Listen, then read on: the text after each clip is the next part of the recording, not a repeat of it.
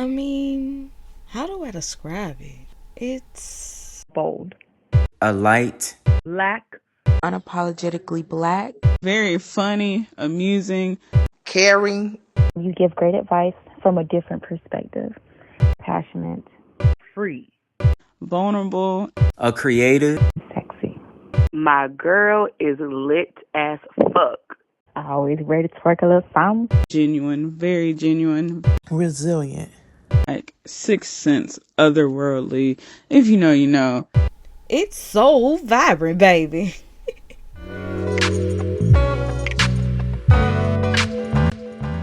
Hello, everyone, and welcome to So Vibrant, the place where music, history, and culture collide. I'm your host, Lady AC, and I hope you had a good week so far. And if not, hey, there's always more time to make it better because all you have to do is take it one day at a time, all right? All right, so May is known as National Mental Health Awareness Month, but also is known as National Masturbation Month. And as I stated last week, I was going to use this entire month to highlight both of those sets of awarenesses. And so last week I highlighted mental health. So this week I'm going to focus on sexual wellness with that of Masturbation Month. So I know what you're thinking. Like, why talk about masturbation? Why highlight that? Why think this is something to talk about? And I'm not going to bore you with the definition because most of us, or most of the people listening to this podcast, we already know what's up. Oh, y'all grown. We're grown, right? So we know what it is. But why highlight it? Why talk about it as it's important? Because masturbation, sexual awareness, intimacy, all of that is important to our health. And I think it is not always set up as such because there is so much taboo around it, because society puts so much stigma around it through just different kind of norms, through religion plays a big part into it, morality plays a big part into that, which are all these are constructed through the lens of society as well. But because of that, we have so many people believing misinformation and then using that to shame or dox out each other, and that is not healthy at all, period. And that does impact the fact of you being a healthy. Like, for instance, I was just scrolling just as yesterday on social media, and there was a post going viral again of somebody shooting the myth that using vibrators too much destroys your nerve endings in your sexual organs. And I'm like, what? In 2025, people are still believing it. People still are promoting this. People are still willing to share this without any comments of showing how wrong it is or how it's been disproven by even medical professionals. And I know you're not supposed to do this anyway, but I went down the rabbit hole and I looked at the comments under that post, and it really was, lack of better words, interesting to see how many people still believe that, still promoted that, still making jokes about it. And so it really let me know that we as a society need to have more healthy understanding, more healthy conversations, and actually break down the importance of wellness surrounding that. So that's what I want to use today's episode to kind of do, beginning with self-pleasure and masturbation. But we'll dive more into that after our musical break, all right? So hold tight and we'll be right back.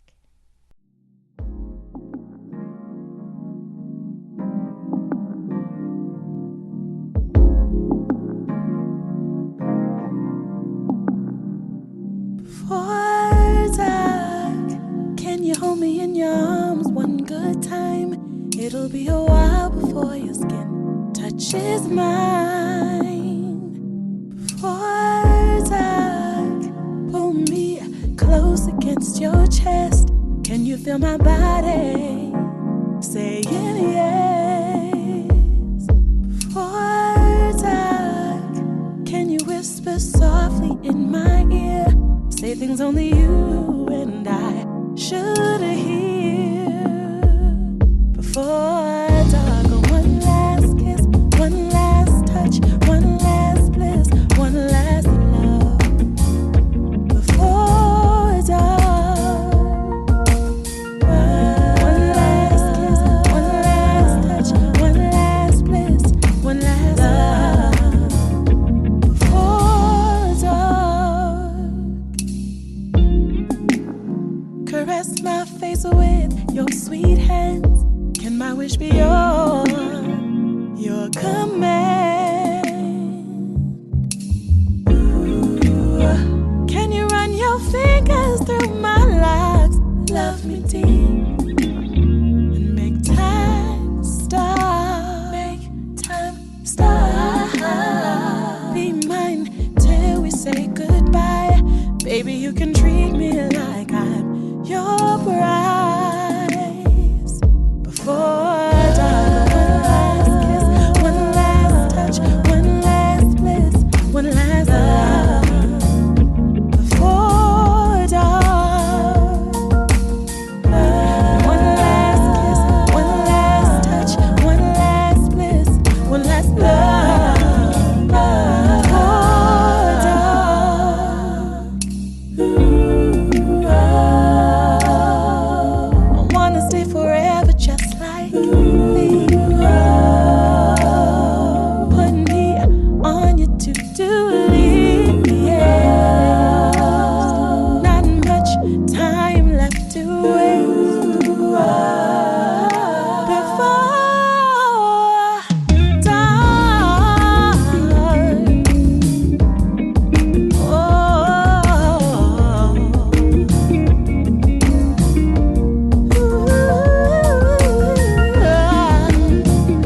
yeah. Just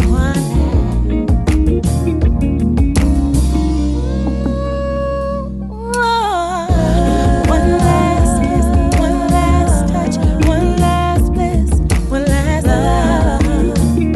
Before dark, one last kiss, one last touch, one last bliss, one last love. Before dark,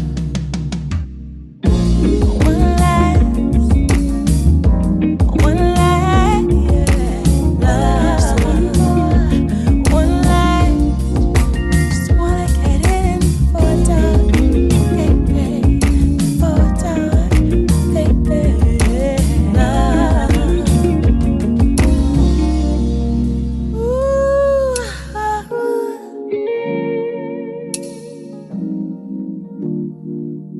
before dark.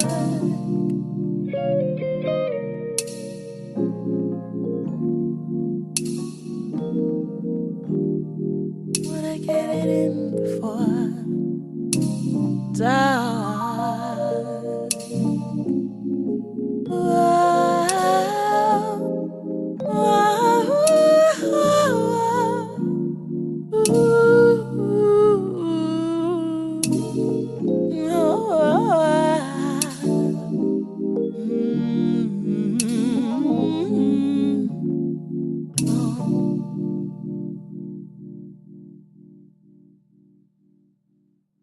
And that was Such with Before Dark. Shout out to my girl Such. It's such a beautiful song. And I love it because it combines just that intimacy, that connection, that awareness, but also wanting to share that with somebody in the now. Not waiting until dark, not waiting until later, not wait, like in the now. Because that's what's important about controlling your sexual wellness, or being having an understanding of your sexual wellness, is that you learn that information about yourself to know what brings you not just pleasure but also connection, intimacy, how to fill that out for yourself, how to know what that feels like, how to know how to communicate that to other people, to receive it from other people and be able to do it vice versa.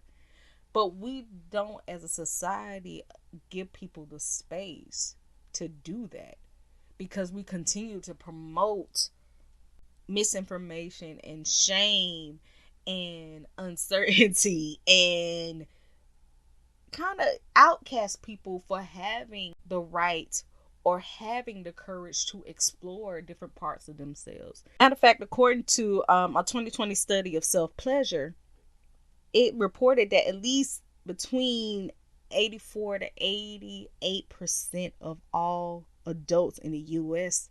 masturbate.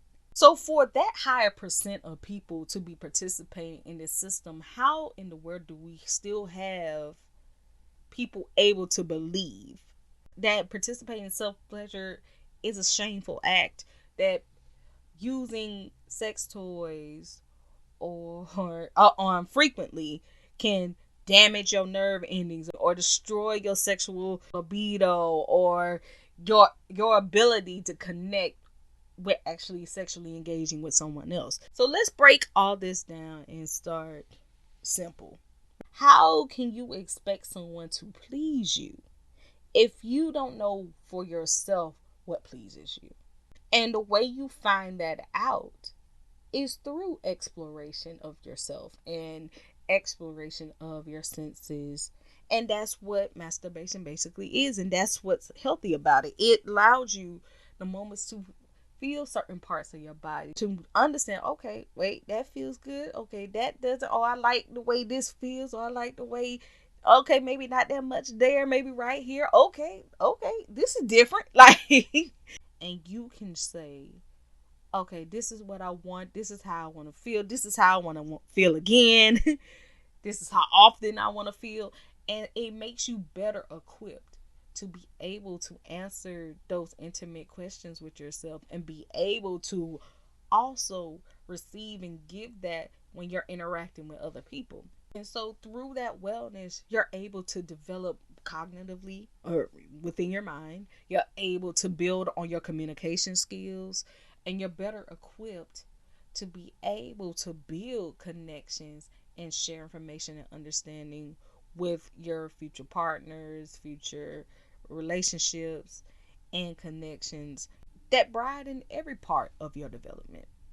I think a lot of times we're not taught to look at it that way because of the stigmas and the morality and of modesty and constraint, that societal pressure that tends to be put on the concept of sexuality and identity and wellness.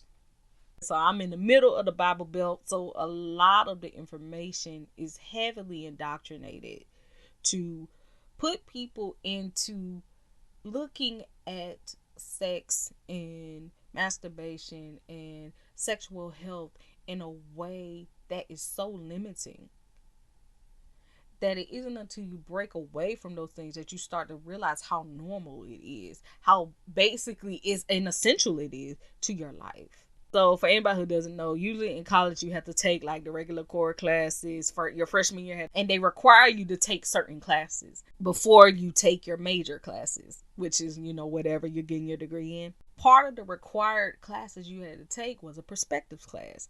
And so I had different options, but this one just piqued my interest, and it was sexuality and religion.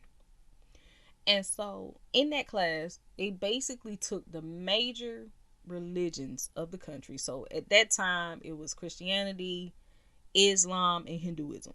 And we had to look at and learn each religion's view on sexuality.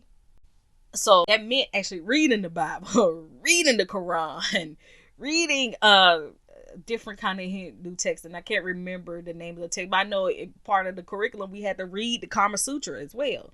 And a lot of people know the Kama Sutra in particular as this provocative, taboo book that showed like different sex positions and all that kind of stuff. But in this class, you learned how that text was actually very sacred, because in the midst of performing these different positions and achieving these different kind of orgasms, at the end of the orgasm, that was a release and an honor to their God, like, so the way which is funny, which still kind of sticks in my mind today.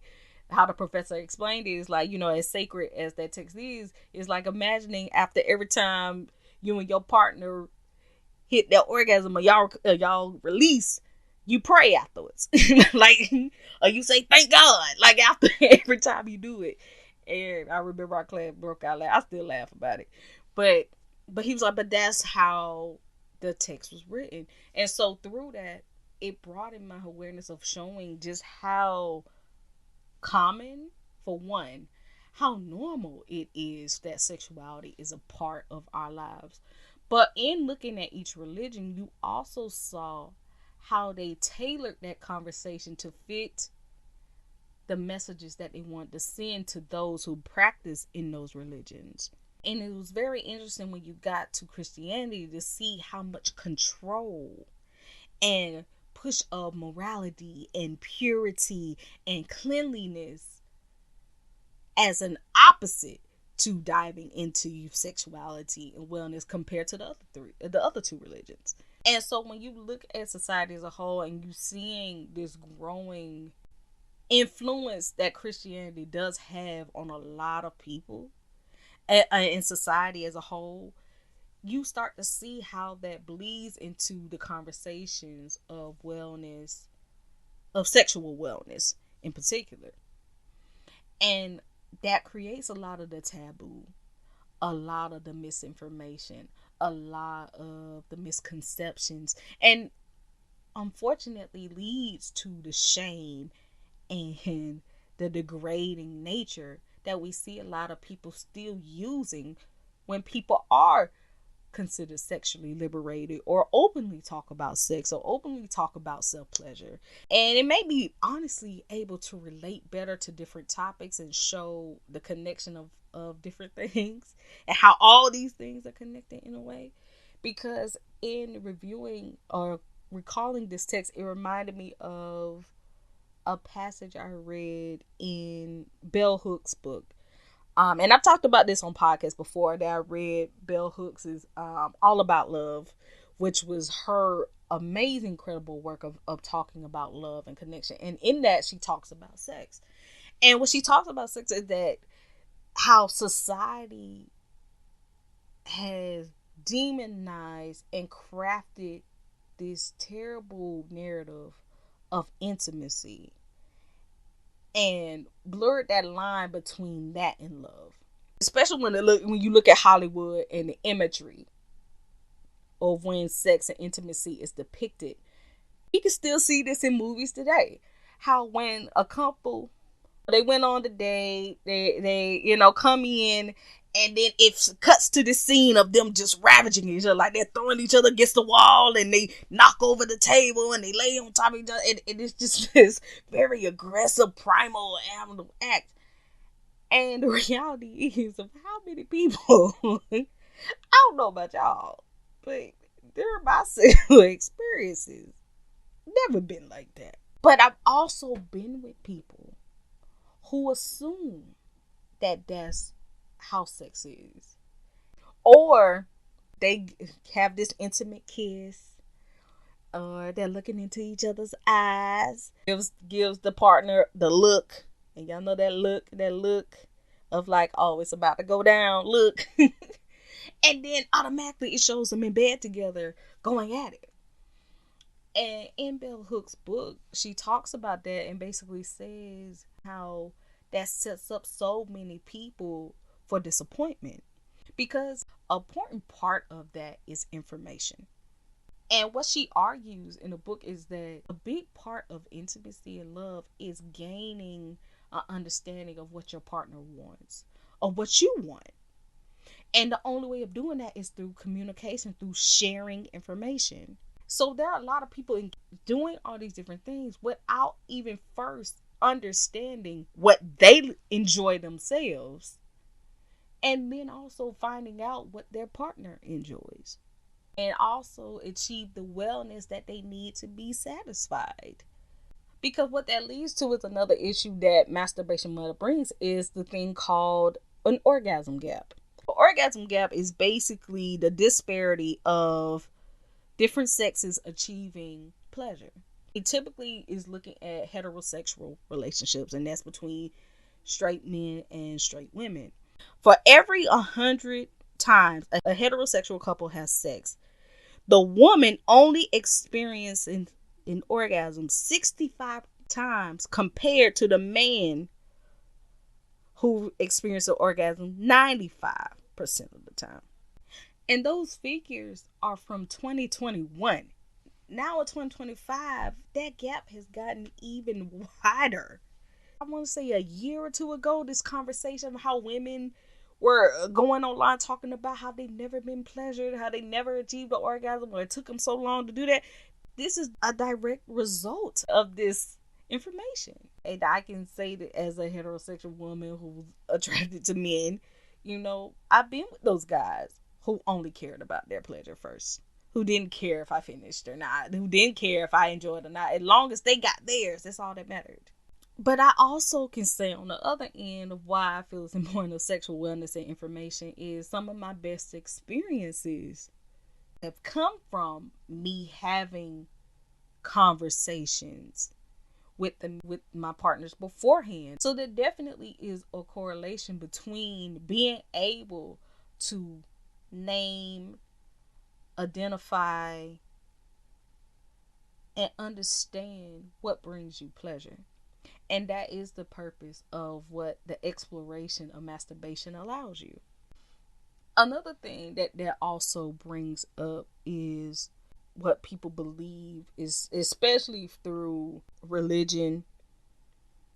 And I don't want to say the powers that be, but basically the powers that be had put so much demonization on touching oneself or engaging in sex or the rules of how that is.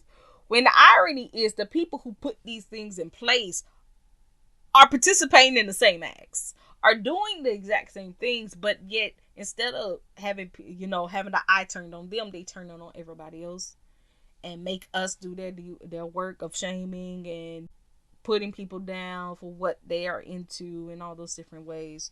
So let's talk about the taboo that leads to that.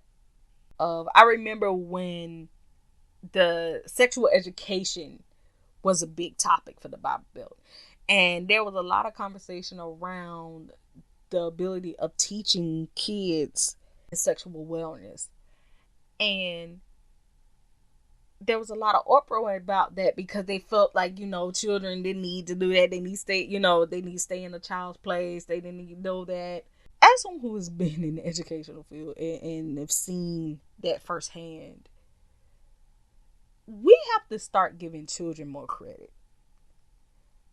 Now, I'm not saying that there's certain things they shouldn't be exposed to, that which they shouldn't. They shouldn't be. I feel that there are ways to have these conversations and make it age appropriate. When I say age appropriate, there are ways to talk about different subjects and different things with kids. You just got to know what age you're working with. But then also that comes with a professional. And that's why it should take health professionals giving this information, because they have the knowledge and insight to do so and know what to tell a kid and what to tell a teen versus telling an adult. But not talking to them at all should not be an issue, because now we're seeing the problem. Because especially, like, I know back in the definitely in the 80s, early 90s, like the teen pregnancy and all that was a big issue and a huge thing. And even with my generation, the 16 and the pregnant thing was taking off and was starting a conversation. But the importance of showing that was to bring awareness to how the lack of sexual health and education and information was leading to these issues. Understanding that we need more awareness and information given early so that we can prevent these things from happening. But so many people will focus on, like I said, the stigma of it, that we got the latter. And so that's when the whole abstinence, I know definitely from my generation, the abstinence movement came out. So when it came to sexual health, during those talks, if you were allowed to, learn, there was this big push of abstinence, basically, which is the act of abstaining from sex until marriage. Going back to my point of giving kids more credit. I remember being in those classes in 6th, 7th grade, knowing, I sat in that seat knowing, no, I wasn't having sex yet. No, I wasn't sexually intimate or anything like that, or masturbate, anything like that. But I sat in that seat through all those classes knowing I wasn't waiting till marriage. I knew at that age of 12, 13, I wasn't waiting till marriage. I was not. I wasn't going to. Because I knew there was a lot of parts of myself I needed to know about first. But what it does is it sets you up to have your pleasure, what your sense of identity, what your sense of wellness, it sets you up to depend on that from other people. So, and for me, that's more detrimental, because now you're literally putting your wellness, your well-being in the hands of somebody else. And that leads me to another point of just how sexist and derogatory the information we were given in those classes were. For the record, to this day, I still can't eat Trix. I cannot eat Trix. Like the Trix yogurt and the Trix, Trix are for kids. That whole cereal line, to this day, I can't eat that. I can't see that. Because I had a teacher who, she likened the female sexual organ to the Trix bunny rabbit. Because, during that time, you had to draw the different sexual organs and all that stuff. So she was like, oh, it looks like a Trix bunny rabbit. And from that moment on, I have yet, I can't even, Go-Gurt is even pushing it sometimes. But Trix, yeah, I wouldn't, I had nothing to do with it. So thank you, teacher. You see how the indoctrination worked? Now I can't. Now, as a child, I couldn't. I was so traumatized. I couldn't eat Trix. I don't want nothing to do with that damn rabbit. Like, still to this day, it bothers me, and I am clear over 30. It's so. It just just even in that shows you just how deep the shame can go. Thinking to myself in those classes, wondering if the boys got the same information as we did. And it was only confirmed of my suspicion that they didn't, was because after we would have these classes and we would interact with our male classmates and in other classes or just other settings where we were around each other, it was very clear that same message of abstinence, save yourself, don't do this, don't do that, was very, very seldomly given. But it also limits and takes away from the fact of men having the right to be able to truly cater to the woman that they are engaging with, or wanting to know, or wanting to fall in love with, or wanting to build connection with. They are limited in being able to do that through this very same system. And so now you have these two kind of individuals growing up together or engaging with each other, and you're wondering why we're seeing a lot of these outdated misinformation things being said, being taught, still in 2025 being believed. In addition to that, it also denies the existence of other genders and other sexualities. Because regardless of what you believe, or regardless of how you believe, or what exists in your world or not, these other genders, these other sexualities do exist. It's dangerous to think just because it isn't around you or you are unaware of it, that it doesn't exist. Because that's how they're able to deny rights and the existence of all these other people, by first promoting that message and that image. And what better way to do that than through things that people tend to hold value to? And one of those things that people hold value to is their beliefs, their religion, their faith. I remember my professor posed the question, is specifically with Christianity, why do people care? And the answer is because it shapes the ability to control. And I found a video from a pastor this last week giving a beautiful sermon on explaining how that got this way. Now, he's particularly talking about fornication, but constantly being taught as the sin of, sex before marriage or masturbation.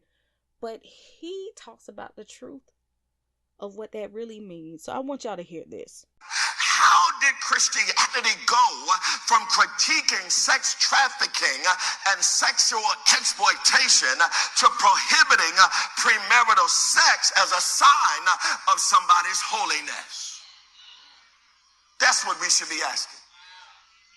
Well, the answer is to be found in what happened when Christianity went from being a minor religion in the first century to being the imperial religion across Europe centuries later. See, in the first century, Christian writers espoused views and teachings that challenged the state, that challenged the wealthy, that challenged those in power. Simple phrases like calling Jesus the Son of God was a challenge to the Roman government, which regarded Caesar as the Son of God. And so to teach Christians, as Paul does, to flee fornication was to encourage them to not support a system of sexual and economic exploitation that wealthy men in the Roman Empire and those who were in political authority profited from.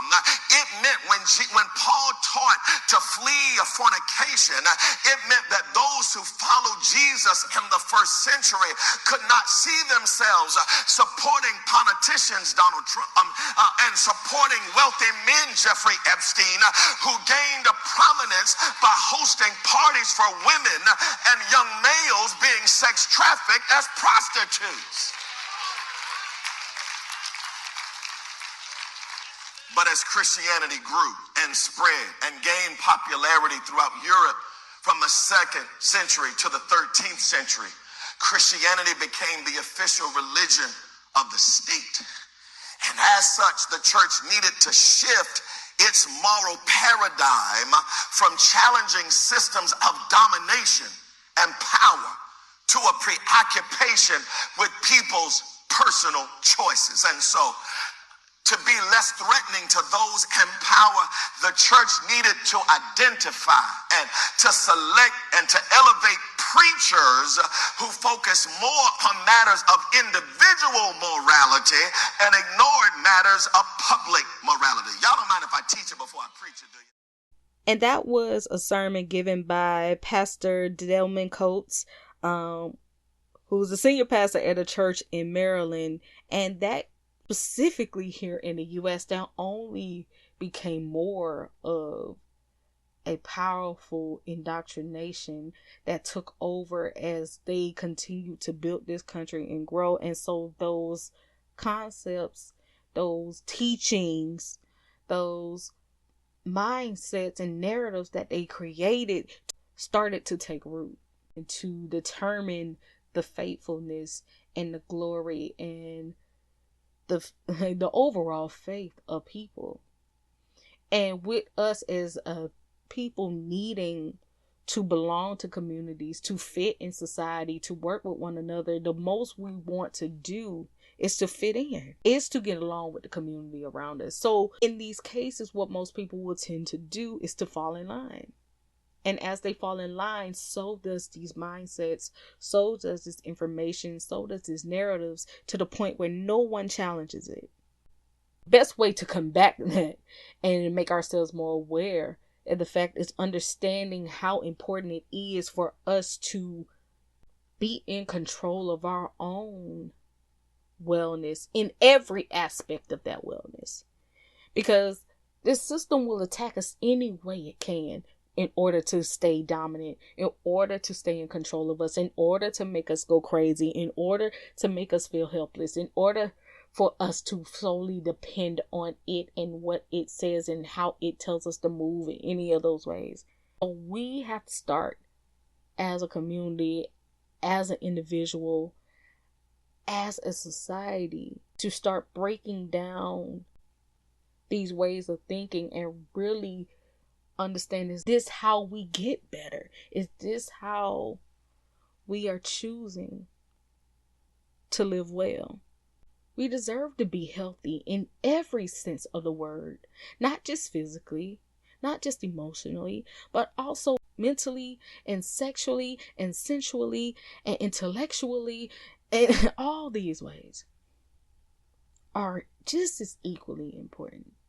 So that's why it's definitely important for us to take control of our pleasure again, to take control of what we deem is needed and helpful, and identify and gain that information to better identify ourselves, to better connect with ourselves, and that way we can communicate and connect better with everyone around us.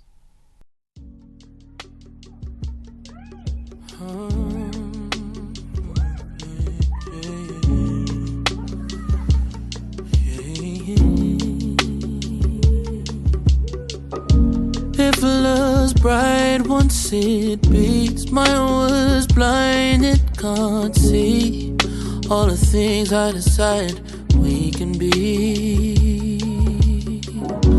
Hours went by, I can't breathe. Time will tell, well it seems. Tired truth, show me things I believe. How it dies easy when what's inside tried gradually. Sweetness was so divine to me. Gold was the one who cared for me. Felt would have left it gradually. Spoil you where we'd rather be. We could have been just fine, hanging up on the vine. We would have been just fine, hanging up on the vine. Bitter cloud circle memories is made to be loved. What was blind now intentional? Your heart to be around. When did everything that we shared crash and burn down? Am I allowed to mourn you now? Now it dies easy when what's inside tried gradually. Sweetness was so divine to me. Gold was the one who cared for me. Felt would have left it gradually. Spoil you where we'd rather be. We could have been just fine, hanging up on the vine. We would have been just fine, hanging up on the vine. Cap was made to leave. Silk would set you free. Can't be wisdom on the leaves. We bear fruit the seas more than we get. What's made to leave. Silk would set you free. Can't be wisdom on the leaves. We bear fruit the seas more than we.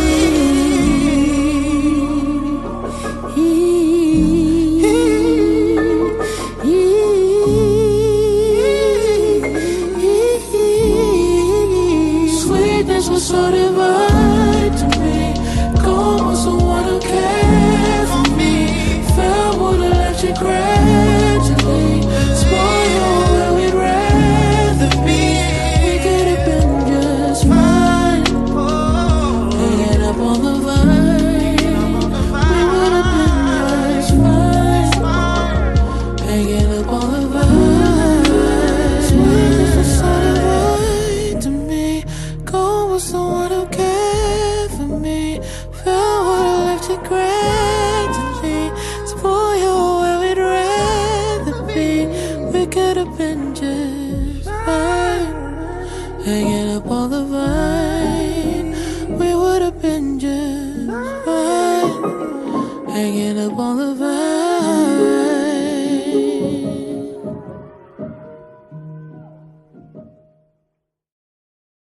And that was Elmiene with Sweetness, the remix featuring Leon Thomas.